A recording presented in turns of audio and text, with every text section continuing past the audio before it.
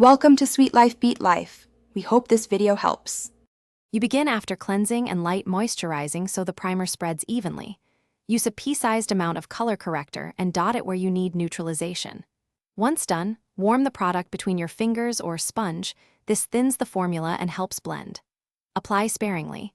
Less product means easier blending and truer color correction. Make sure to avoid rubbing. Press and tap motions preserve coverage. You're creating a smooth base for concealer and foundation, which prevents heavy cakiness later. You now focus on precise blending so the corrector cancels tone without showing through. Start with the smallest effective amount, peach for blue-purple under eyes, green for rosacea or blemishes, and tap directly onto the spot. Once applied, press blend outward toward the edges to feather the product into skin so there are no visible lines.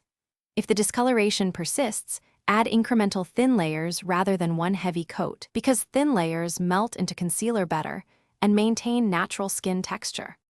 You finish by setting the corrected area to lock color in and prevent shifting.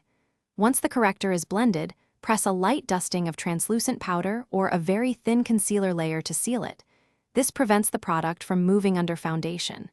If you see excess tint or a halo effect, fix it by lightly tapping foundation or concealer over the edge to neutralize.